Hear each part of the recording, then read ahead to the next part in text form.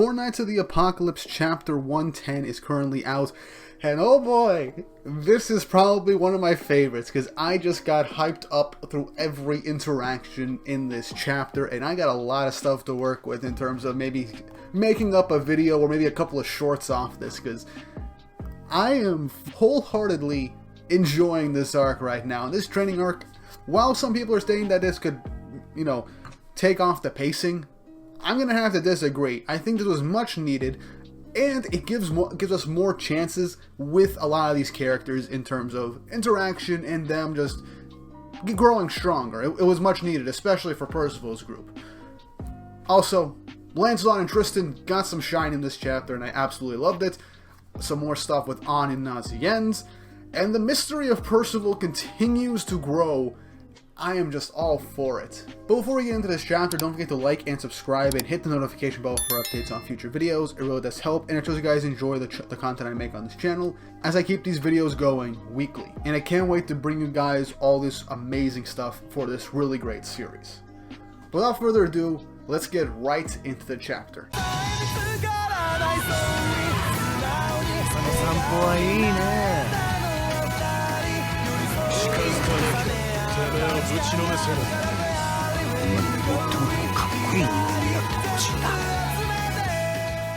Chapter 110 of Four Knights of the Apocalypse, titled In Pursuit of Strength. And, let's just say, this cover image confirms Percival got himself a harem.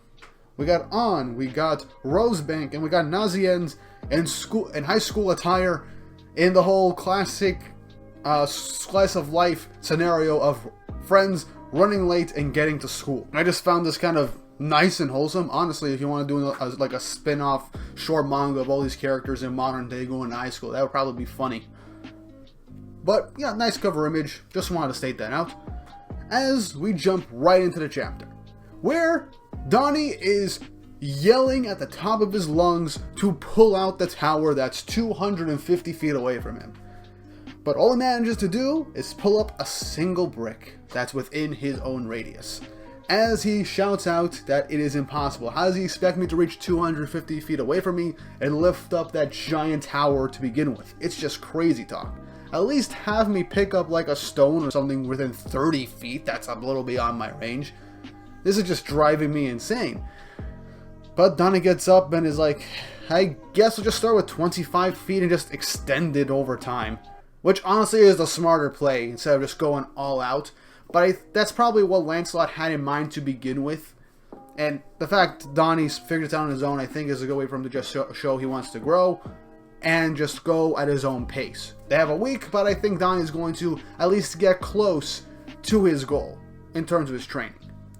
We move back to Percival as he battles Lancelot, as he begins to use his hope powers to enchant his sword, as he begins to create giant slash attacks, which Lancelot manages to dodge out of the way. With Lancelot noticing that Percival's magic power has gotten a huge boost since coming to the demon world, which means that the demons are all pouring their hopes around him. So this increases Percival's hope powers to a much bigger degree as more people have hope for him.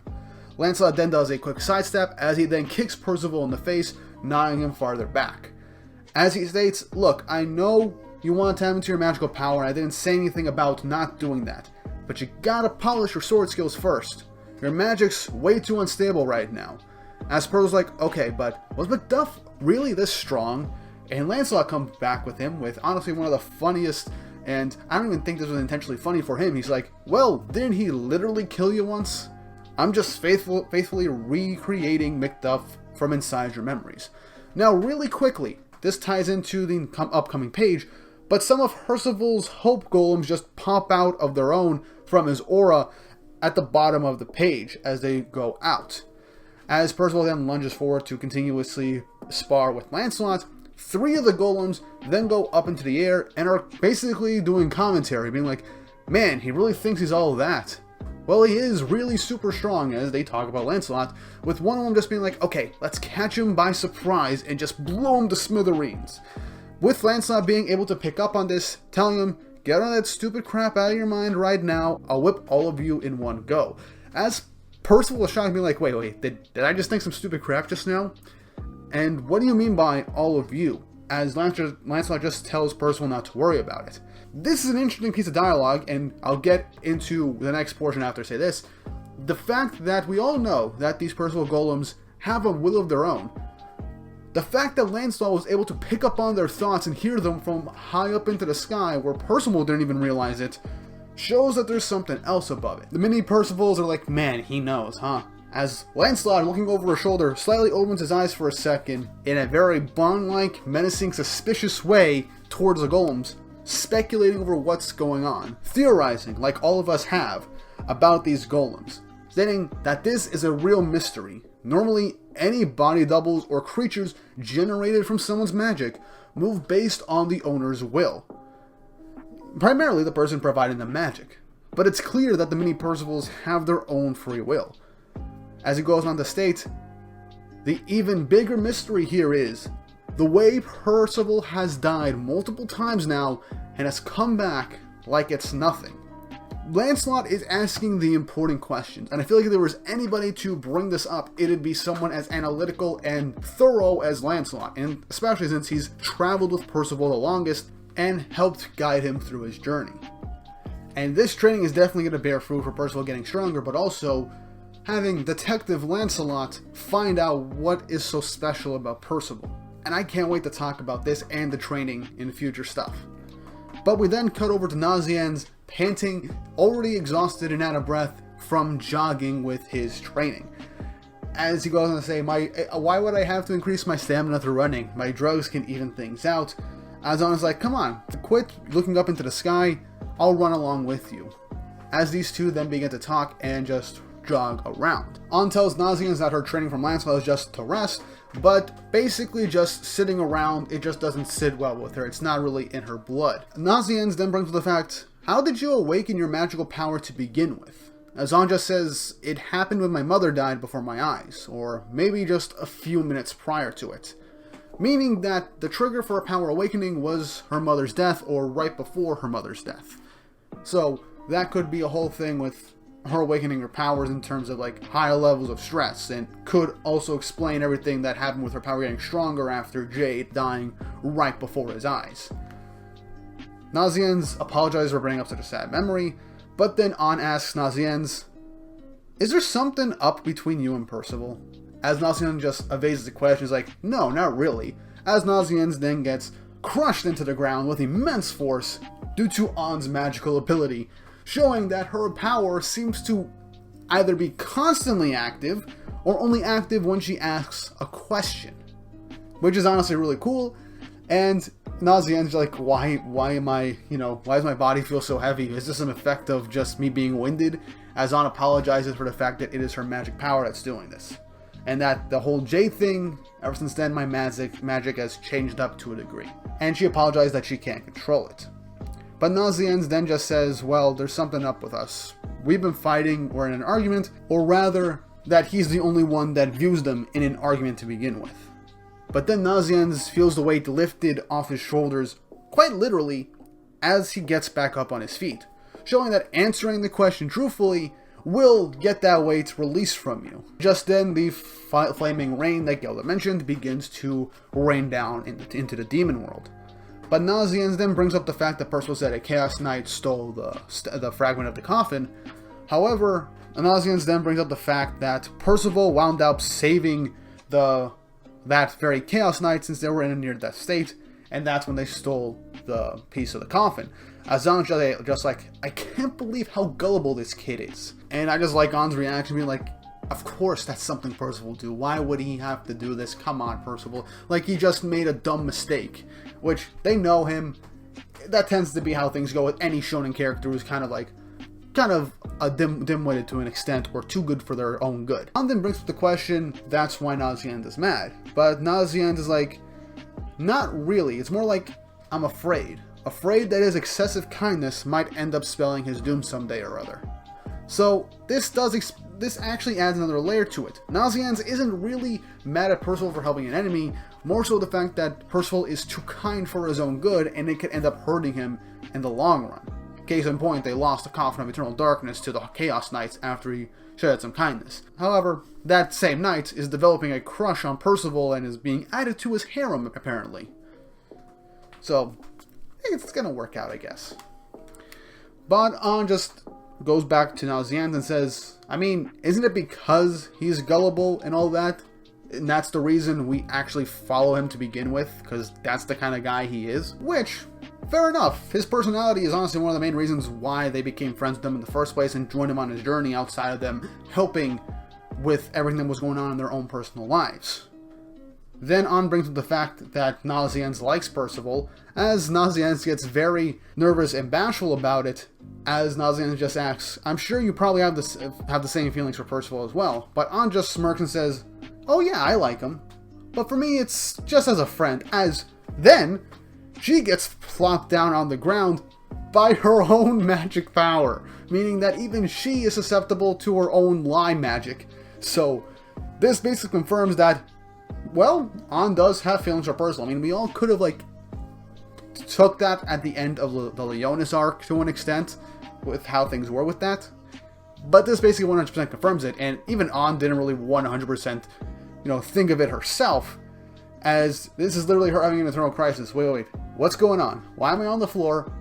Don't tell me I actually like Percival as someone that I could have a relationship with. No, that's impossible. I refuse to accept it, as the more she denies it, her magic power literally plops her further and further into the ground, making her heavier. This is just one comedic scene. I kind of like it. And one thing is literally just An having to come to terms with that she likes Percival. I don't think that's part of her training. It could be. We don't know. But regardless of that fact, An has always been a really interesting character in this series, and I will always like her. And I really hope that there's more to her character than just that, because bringing up the fact that she got her power from her mother right after her mother died could end up leading to something very interesting.